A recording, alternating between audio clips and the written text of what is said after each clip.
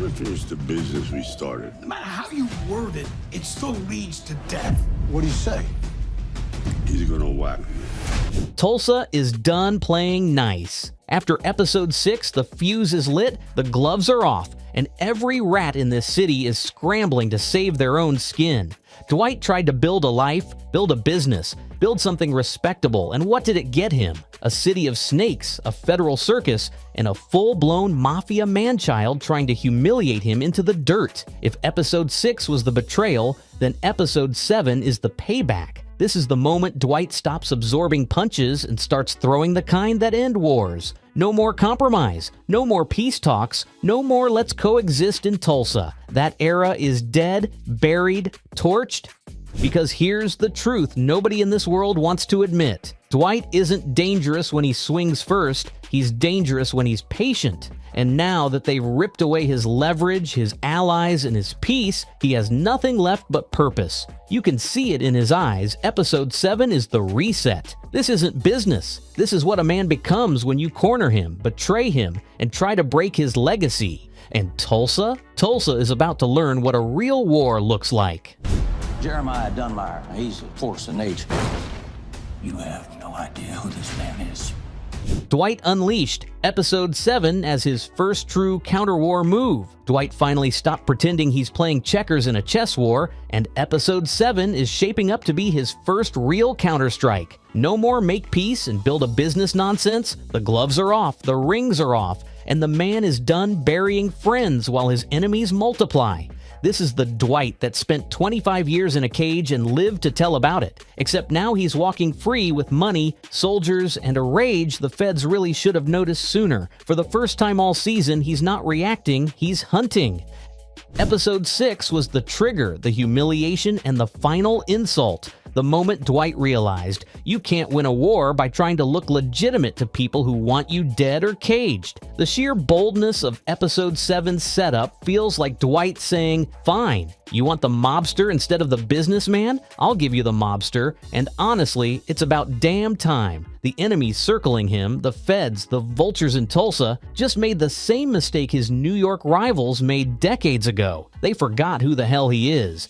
Now, with fewer allies and no illusion that peace is even on the menu, Dwight's next move isn't about business, leverage, or diplomacy. It's personal, strategic, and designed to break someone instead of pressure them.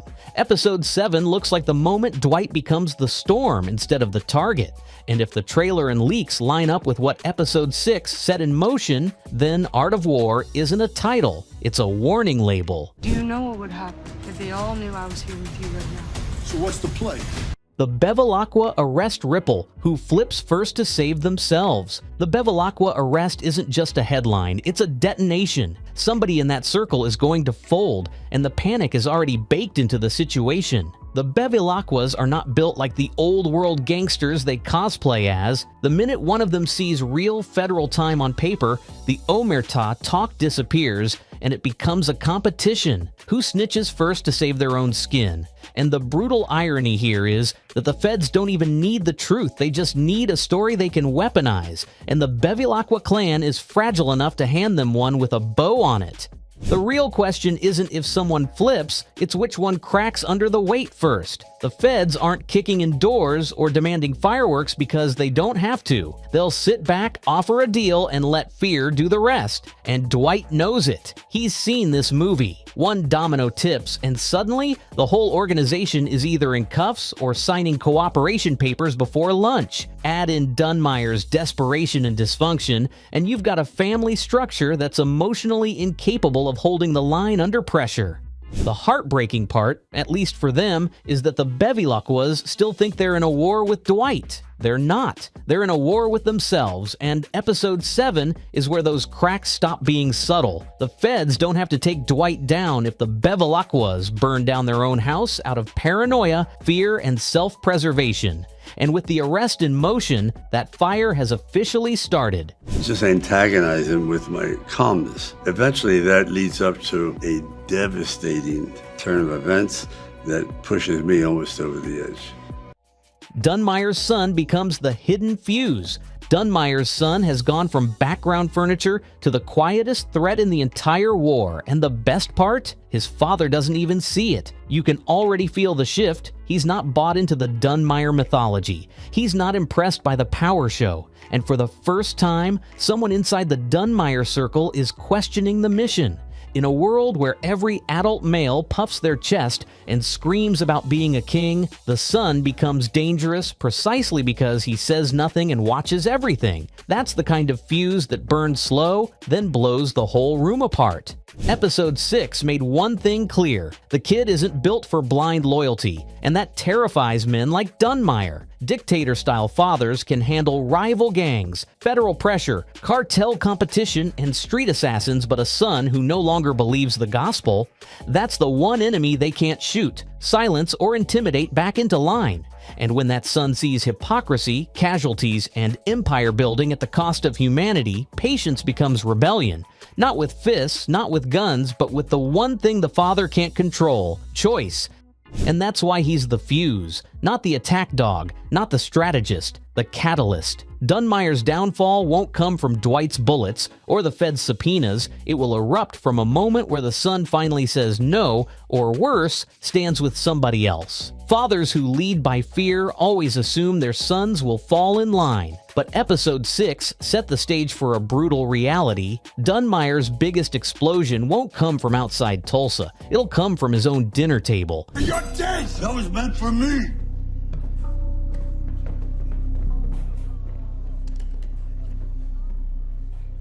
Mitch and the Crosshairs, Dwight's last old-school ally at risk. Mitch has officially become the tragic bullseye in Dwight's ever-shrinking circle, and Episode 6 made that painfully clear. When you're the last surviving old-school ally, no hidden agenda, no side hustle, no political angle, you become the easiest way to break a man like Dwight from the inside. And that's the risk Mitch is living in now. He's the only one left who represents trust. And in Tulsa, trust is basically a neon sign that says, "Shoot here to hurt Dwight the fastest." What makes Mitch's situation even worse is that he's not built for this new kind of war. He's from the handshake deal era, the barroom code era, the world where loyalty meant something and wars had rules. Tulsa now has no rules, no honor, no limits, and Mitch is still trying to navigate it like the old map still applies. That doesn't make him weak, it makes him a relic. And relics don't survive nuclear-level turf wars unless they're willing to become something uglier than they've ever been. So far, Mitch hasn't crossed that line, but the people hunting Dwight will have no hesitation crossing it for him.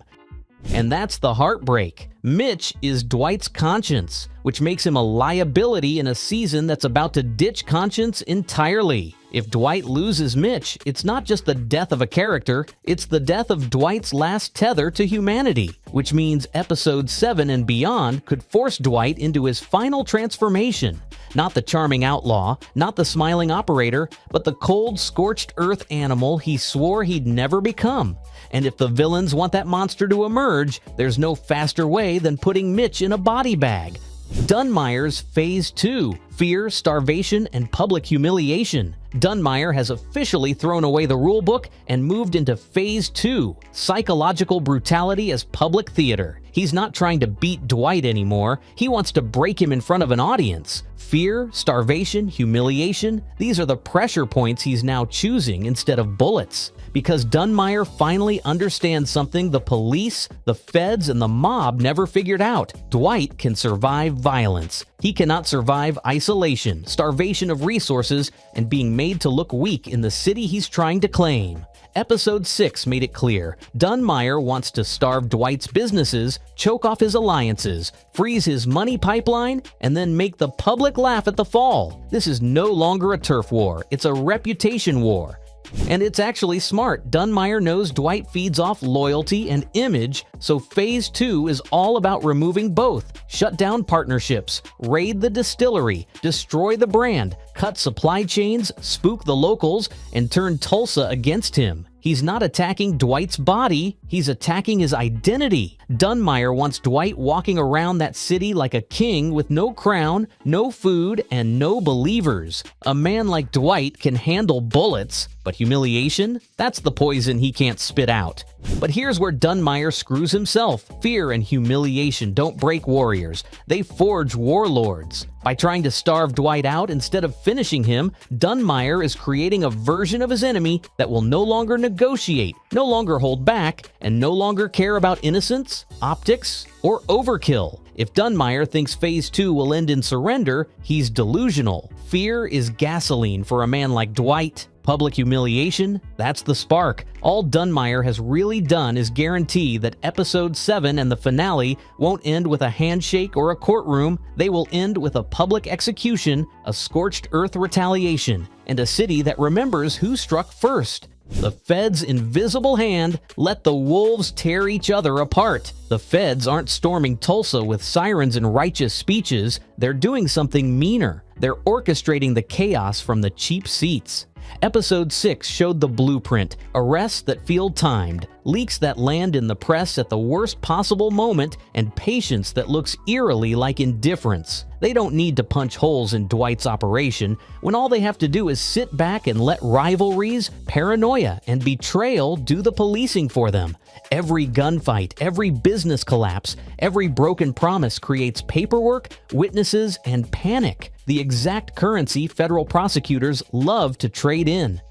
This is tactical malpractice disguised as neutrality. The goal isn't to be the hero on TV, it's to manufacture the perfect indictment. Let a king lose his people, watch the frightened flip into deals, and then walk in with offers no scared fixer can refuse. Episode 6's Bevilacqua arrest felt like a muscle flex more than a moral act. Freeze a node, watch the network scramble, then pick off the pieces with subpoenas and plea bargains. The Feds win either way: a guilty plea, a televised bust, or the convenient collapse of a criminal ecosystem that cost them no political capital to create.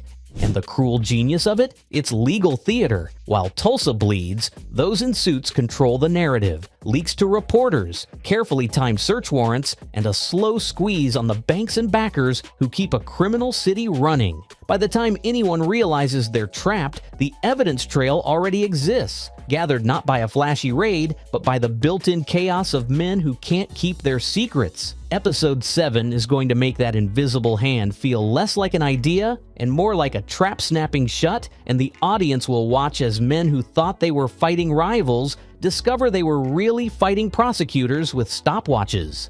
So now we're heading into Episode 7 with the board flipped, the alliances shattered, and Dwight officially done playing sheriff in a city full of clowns and cowards. Dunmier thinks he's winning. The Feds think they're clever. The vultures think the streets are free for the taking. But wars aren't won by the loudest man or the flashiest threat. They're won by the last man standing. And if Tulsa wants to keep pushing Dwight Manfredi into a corner, they better be ready for what comes out of that corner when Episode 7 hits.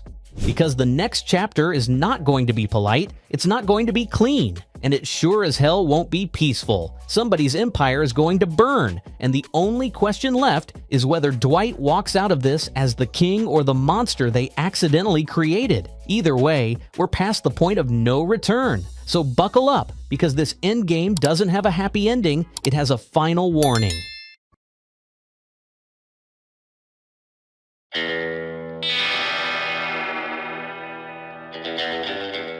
But I don't care what's working against us, we got to keep moving forward. We got a problem. Bevilacqua was missing. He never made it home last night. Episode 7 is where Tulsa King stops hinting at war and finally declares it out loud. Dwight's circle is shrinking, his enemies are multiplying, and every alliance he built is now cracking under pressure. Dunmier isn't hiding in the shadows anymore. He's going for the jugular and the Feds. They're practically salivating at the idea of Dwight taking the bait and detonating his entire future. This isn't strategy anymore. It's survival, and someone's going to lose big. You want to make me proud, then you got to finish this. You need to find Manfredi and end him. You ready to talk to me? The trailer makes one thing painfully clear. Dwight has to choose between staying calculated or unleashing the full Manfredi wrath we know he's capable of. But if episode 7 is forcing him into a corner, then we better be ready for bodies on the floor and betrayals exploding from the people he trusted most. Because at this stage, there is no peaceful finale. Not with his family exposed, his crew divided, and his enemies tightening a noose with a smile. So buckle in, because if episode 7 is the setup, then episode 8 is the kill shot, and somebody we care about isn't making it out. Did things get hot? We gotta get our booze delivered. So we moving the stuff under the radar. Dwight's revenge plan, controlled strike or full rampage. Dwight Manfredi has been patient, too patient. Season 3 has shoved him into corners, stripped away his leverage, and dared him to blink first. But episode 7 changes the temperature. This isn't the general trying to build an empire anymore. This is a man who just had a line crossed that you can't uncross. The only question now is whether Dwight plays surgeon or arsonist. Does he isolate, target, and remove his enemies with cold precision? Or does he let the volcano blow and turn Tulsa into a cautionary tale they'll study in FBI training videos for decades? Because if we're being honest, Dwight's not wired for half measures. The man tried the diplomatic thing. He tried business partners. He tried no bodies on the street. And what did it get him? Betrayal in his own crew, blood on the floor, and his family dragged back into mob crossfire like it's 1997 all over again. A controlled strike might be the smart play, quiet moves, clean kills, and a message that doesn't spark a citywide war. But let's not pretend Dwight's rage switch isn't already flipped. One more wrong move, one more threat against the people he actually loves, and restraint goes out the window. And that's what makes episode 7 so dangerous. If Dwight chooses control, he becomes the tactician the enemy never wanted to meet in the dark. But if he chooses the rampage, and Dunmier better pray he doesn't, there won't be a corner of Tulsa safe from the fallout. Not the streets, not the bourbon business, not the feds, and definitely not the snake who sold him out. One path ends with a body or two. The other ends with a crater and a throne soaked in gasoline. Episode 7 isn't about whether Dwight fights back, it's about how many fires he's willing to start and how many bodies he's willing to step over on his way to the last man standing.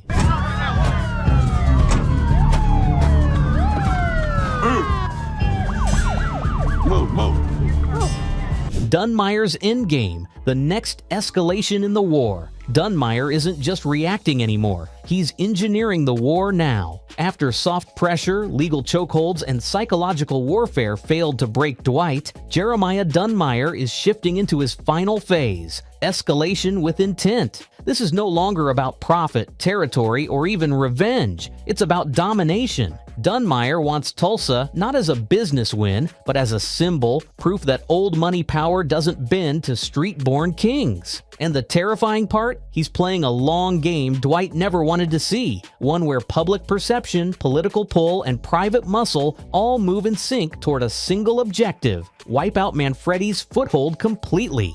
And Dunmier knows Dwight's fatal flaw, loyalty. He doesn't attack the empire, he attacks the heart that runs it. Kidnappings, leverage, forced choices, and emotional traps have replaced gunfights and street hits. The Bourbon War was just the appetizer. His real strategy is to corner Dwight into one of two outcomes: jail or self-destruction. Because unlike street enemies who go for the kill, Dunmier goes for the slow collapse, the kind a man has to watch, feel, and swallow piece by piece. That's the cruelty of old money. They don't want you dead, they want you powerless. But episode 7 is where his endgame stops being subtle. The gloves are off. The proxy players are stepping forward. Allies will turn, institutions will move, and blood will spill not as chaos, but as design. If Dwight goes nuclear, Dunmier is ready. If Dwight tries strategy, Dunmier is already 2 moves ahead. And if Dwight tries to protect his family again, that's exactly where the next strike will land. This isn't escalation by accident, it's escalation with a blueprint. And by the time episode 7 hits its peak, one thing will be crystal clear. Dunmier doesn't want a war. He wants a legacy built on Dwight Manfredi's ashes. Want to come to my place? I'd like to, but I think I need to go home. Think a little bit. Yeah. Tina in the crossfire, family is Dwight's greatest weakness. Dwight has survived mob hits, prison politics, snitches, and psychopaths, but the one battlefield he has never been able to control is his own family. And in episode 7, Tina becomes the bullseye everyone expected, but Dwight refused to accept. Dunmier, the feds, every vulture circling this war, has figured out the same truth. You don't beat Manfredi by shooting at him, you beat him by making him watch the people he loves bleed. And now Tina, the daughter who barely forgave him, is about to become the lever that determines whether Dwight stays the calculating general or explodes into something reckless, emotional, and catastrophic. The real tragedy: Tina didn't choose this life. Dwight dragged it to her doorstep the moment he planted his flag in Tulsa. Every enemy he's made, every ego he's bruised, every empire he's challenged has finally realized the cleanest kill shot is a family-centered one. And Dwight knows it. You can see it in how he hesitates, how he's suddenly unsure, how the general becomes just a father who is terrified of losing the one person he can't replace. It's Shakespeare, Mobster Edition, the sins of the past now knocking on Tina's door with blood and consequences.